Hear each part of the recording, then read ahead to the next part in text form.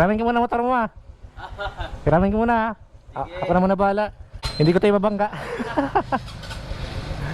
Ito pala si Sir Clyde mga Meg. Siya po yung nagmamayari ng RS 125 Sport. Hiramin muna natin. Test ride natin. Ay! Oop. Nalamigan. What's up mga Megs? Megatives here, your Medyo Vlogger. Ngayong araw na ito ay gagawa naman tayo ng panibagong video. So kung nakita nyo mga Megs, gamit natin ngayon yung motor ni Sir Clyde. Ito po yung wait lang, excuse me. Ito po yung mga Megs, yung Honda RS125 fuel injection na ito mga Megs. Model na ito mga Megs ay 2019 po ito na model. Dahil ngayong 2021 ay may bago po itong nilabas. Kaso yung nagkaiba lang po talaga sila sa decals. Kaya ngayon mga Megs, no, i-features natin ang motorcycle na ito, kung ano po ba yung kinagandaan dito. Hindi naman pwede natin na ikumpara yung bagong model ngayong 2021 dahil hindi pa natin nagamit ito. So ngayon, iti-test ride lang po natin ito mga Megs, kung maganda ba i-long ride ito at kung komportable ba na pang araw-araw gamitin. Kung nakikita yung mga Megs, ito po yung kanyang naked handlebar na napaka-angas. Ito po yung power natin. Dito naman po yung high beam, low beam natin. Tapos signal lights. Yan. Tapos yung horn. Yan. Napaka-cute ng horn niya. Naka analog meter panel po siya. Mayroon po itong 4-gear speed mga Megs. Speedometer. Tapos yung fuel gauge. Naka standard key. Tara mga Megs. Bakbakin na natin to.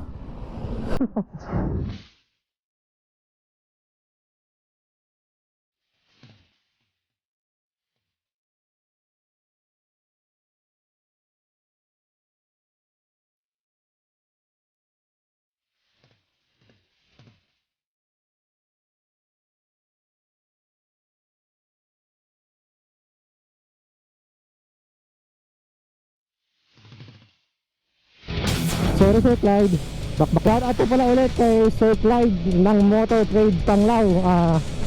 Maraming salamat dahil pinahiram niya tayo ng kanyang RS125 Fi.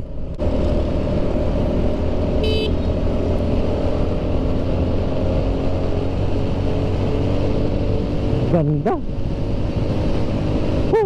Ang ganda ng torque mga Megs. Shout out sa mga subscriber natin dyan, Caltex Panglao.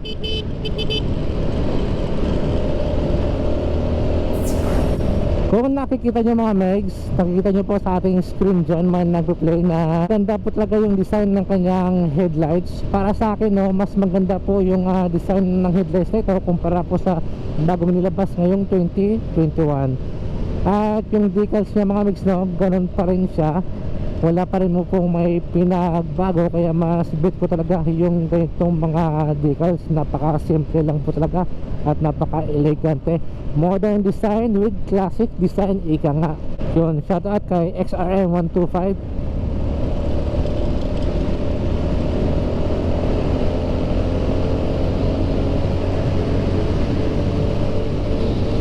Ganda oh.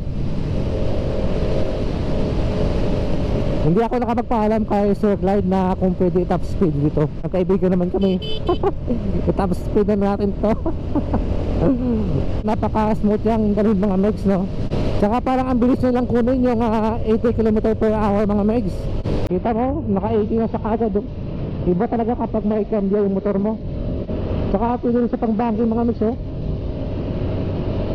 Banking, yung ulo mo lang yung binabanking mo pala.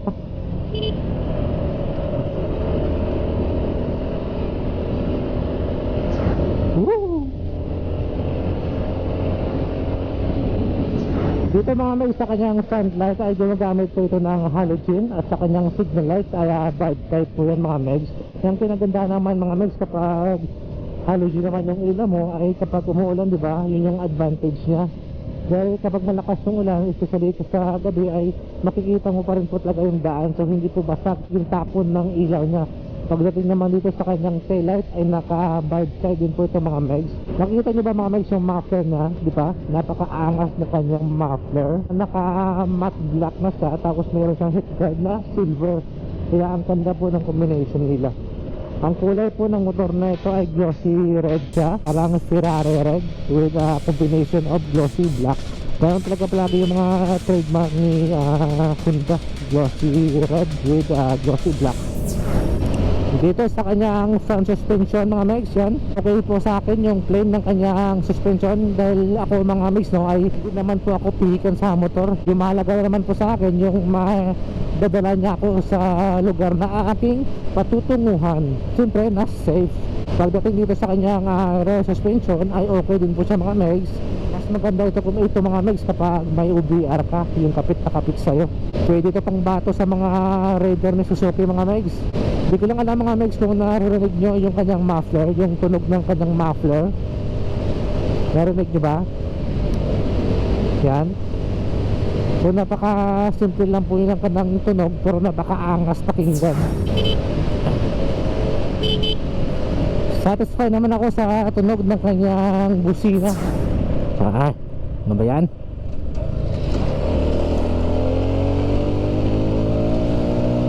Woo! Ayos!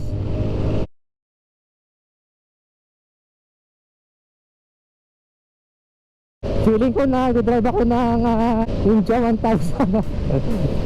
Wala pang masyadong binago dito no. Wala pang mga aftermarket. Ito lang yung nakikita ko, yung kanyang mga gold bolts ng mga mayayaman. Tapos meron siya dito na cellphone handle. Kina niya, huwag nyo na pong i-upgrade. Napakaganda po ng kanyang napakaganda ng motor na ito.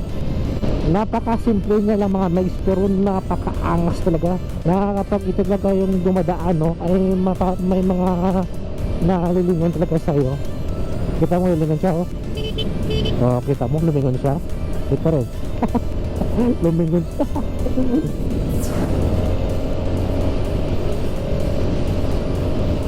Ito oh, sabat, sundaklik. Unahan na kita. Unahan ko ito mga megs. XRM hata to, XRM 125. Unahan na ba natin?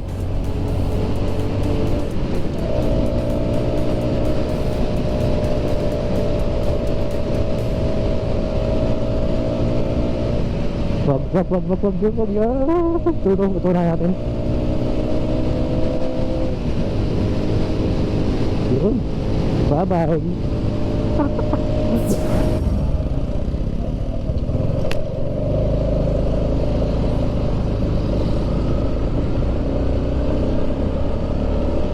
Upuan niya, hindi naman siya ganun katigas, sakto lang din po yung tigas niya. At yung OBR mo, hindi naman siguro dito hirap kapag umupo siya. Although naman nararamdaman ako mga mix na vibration, pero hindi naman po problema yon. Hindi naman siya ganun kalaki, hindi naman siya ganun kalala yung kanyang vibration. Natural naman po lahat sa mga motorcycle na mayroong vibration mga mix no. Subukan natin itong mga megs dito sa mga traffic. Ang dami kasi mga tricycle dito. Subukan natin na isingit. Welcome to Tagbilaran City mga megs. Dito maraming mga tricycle dito. Kaya subukan natin dito kung maganda ba siyang ipangsingit. Saka ang dami mga Piaggio dito. Saka TPS King oh.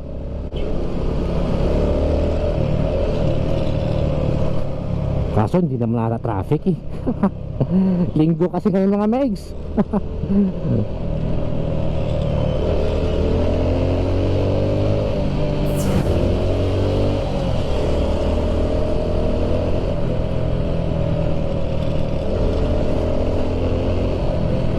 Yun lang, nabutan na.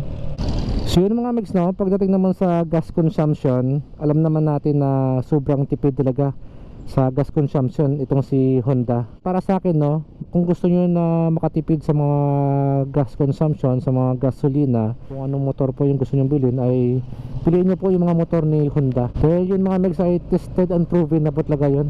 Napakatipid po ng gasolina ni Honda. Walang timing ata mga megs yung test ride natin dahil linggo pa lang ngayon. Kita nyo naman mga megs, walang masyadong sasakyan, tricycle. Yun o, Evo, shoutout Evo. Naka-arrest din nata si Kuya. RS 125 ni Honda. Shoutout Motor Trade Gugun. Saan ba ito pupunta?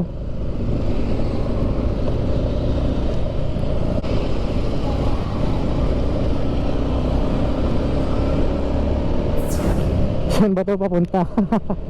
Hindi ko alam kung saan ako pupunta mga megs.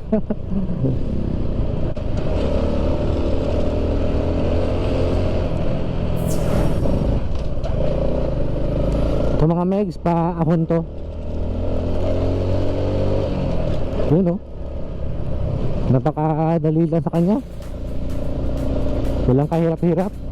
Paahon to mga megs, paahon to. Sa dito tayo dadaan dahil subukan natin sa mga lubak-lubak na daanan. Dahil dito kasi pangit ang daanan dito. Kaya subukan natin sa mga matagtag kung maganda ba yung laro ng kanyang mga front suspension at yung kanyang rear suspension. Ito, matagtag. Yun.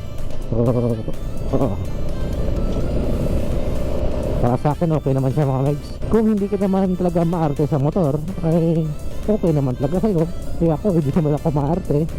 Pero okay yung kanyang suspension mga legs. Okay naman po yung play niya.